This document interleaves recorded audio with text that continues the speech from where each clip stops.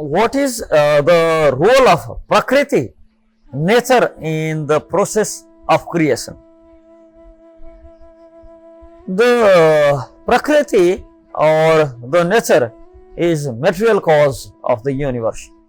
So, providing the substance from which material world is formed in one sentence. In Vedantic philosophy, Prakriti plays a critical role in the creation process. Prakriti is considered the material cause of the universe and the fundamental substance from which the material world is manifested or formed. So, it is a central concept that especially in Sankhya school of philosophy, where which profoundly influenced various strates of Hindu thought nowadays. So, the concept of Prakriti as a nature, as a material cause, Prakriti is primordial unmanifested matter that under the influence of Purusha, or that supreme consciousness, evolves into the manifest universe.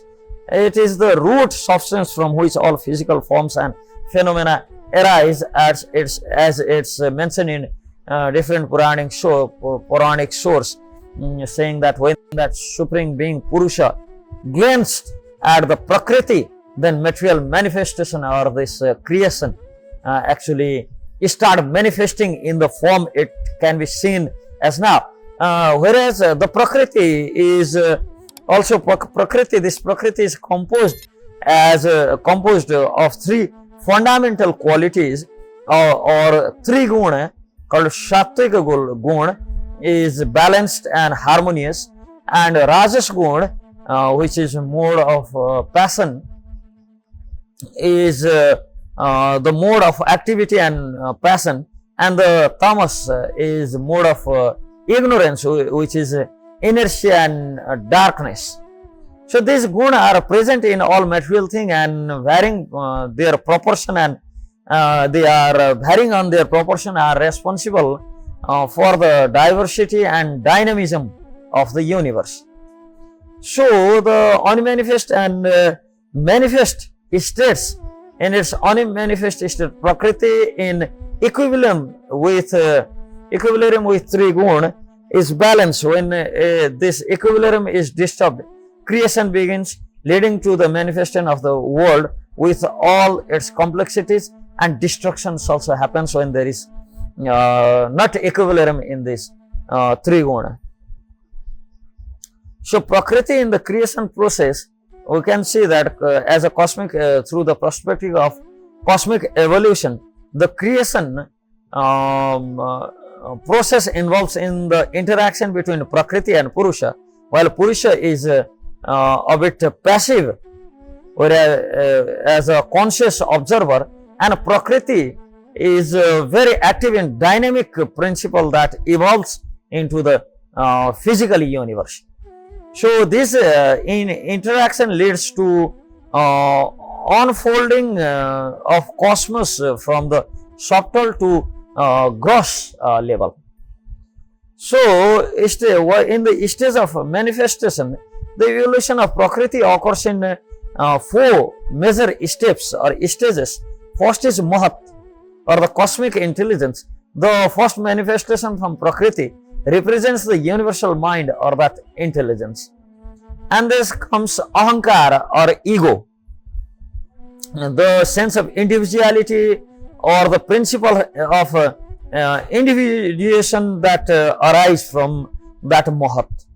And then comes mind, Manas, Indriya and Tanmatras, or the mind, sense and subtle elements. This evolved from the Ahankara and further differentiate into the sensory and mental faculties. It manifests further. And comes Panchamahabhut, or these five great elements.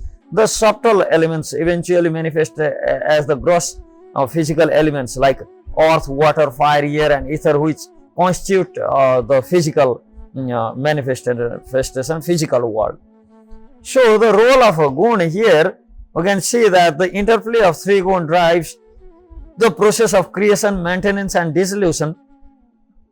Sattva is associated with creation and harmony, Raja is with activity as change, and tamas is with inertia and dissolution. So the balance of these three guna determines the state and the nature of all this material phenomena.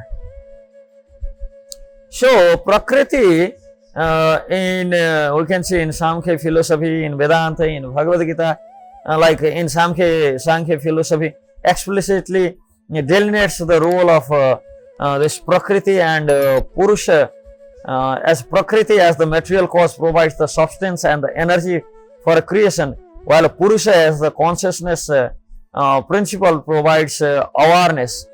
So their interaction is the foundation of empirical reality, whereas in Vedanta the Prakriti is often identified with Maya, the illusory power of that Supreme Brahma that creates the appearance of the material world, while Brahma is ultimate reality. Prakriti, Maya, is force that manifests the universe, maintaining its apparent multiplicity, whereas in Srimad Bhagavad Gita we can see that concept of Prakriti describing as the material cause of creation under the guidance of Supreme Being.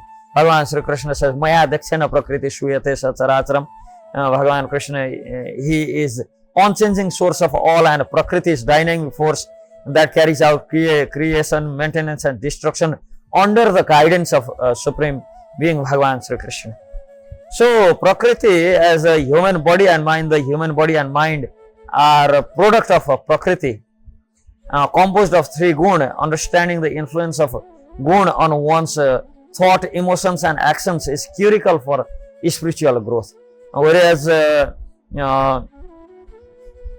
when we transcend or transcending the influence of Prakriti and realizing the true nature of self or Atma Sakshatkar and realizing its eternal relation with Paramatma or Sri Krishna, which is beyond the guna and identical with Purush, that practices of bhakti yoga, etc., with ethical living or dharmic standard of life and devotional service towards Supreme Being, that helps in purifying the mind and diminishing the dominance of Rajo and Tamo, enchanting Sattva, which can actually be the path for liberation.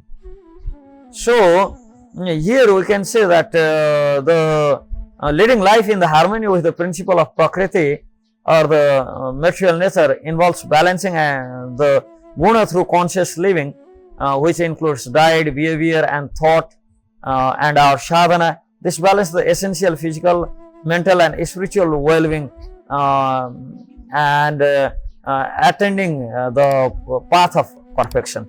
So Prakriti as the material cause of universe provides the substance from which all material forms and phenomena arise. So it is the dynamic principle that evolves into the manifest world through the interplay of three guna. Three guna, and while Prakriti is material basis of creation, it operates under influence of the Purusha. So undertaking Prakriti's role helps in comprehending the nature of material world and the path to transcend